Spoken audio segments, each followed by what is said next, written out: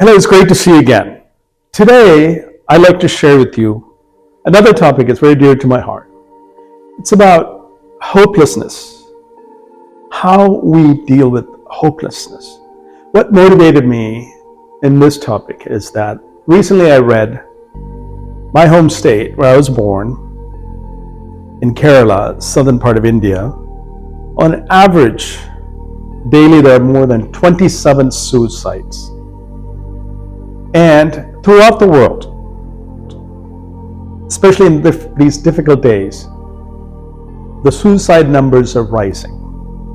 In farm towns and rural towns in the US, suicide rates are 3.5 times higher than people living in the cities. That has been an ongoing issue there.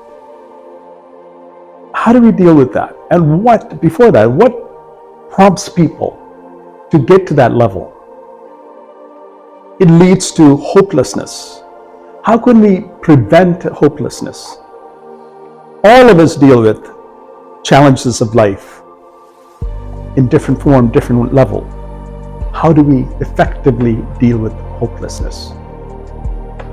People over time, especially thought leaders like Stoic teaches us that while all of us deal with struggles of life in different times and different capacities, it's how we process it. It's what separates us from still having a productive life versus taking drastic action. I was reading about some of the stories, how mothers taking their little children to that last tragic journey. How horrible their situation must have been. I often go to Stoic teachers because it's non-religious that applies to all of us in real life practicality. The foundational principle is that accept some of life's difficulties as part of our journey. Part of the acceptance is that processing it, thinking through it. None of us human beings have it perfect that we don't have sad or difficult times in life. It's how we handle it.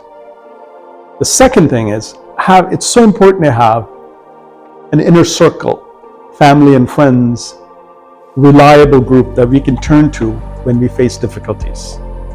The inner circle is someone we can trust, that we can turn to for advice and guidance. And creating things that we look forward to.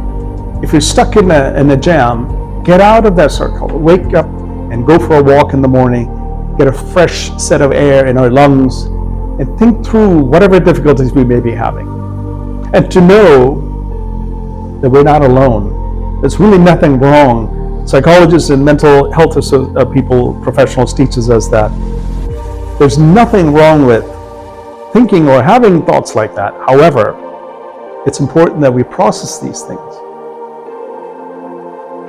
with the proper perspective. If we don't have friends or family members that we can turn to, find mental health professionals in every city, every town. Many of that resources can be for free. I will be adding a link to that in our video at the end. So please, hopelessness doesn't have to be a life sentence. It doesn't have to be the end of our lives. Dealing with it, struggles, challenges, effectively, to live for another day for ourselves and our family members and our community around. There's so much to look forward to. Life is full of possibilities, and positive outlook is the key to all of that. Hopelessness doesn't have to be the way. Let's start today, first and foremost, to take care of ourselves by self-reflection and seek out help when it's required. Reach out to our friends and families first, if not to professionals. Work towards uplifting others. Thank you so much. If you like the content, please subscribe and share. Take care and have a great day.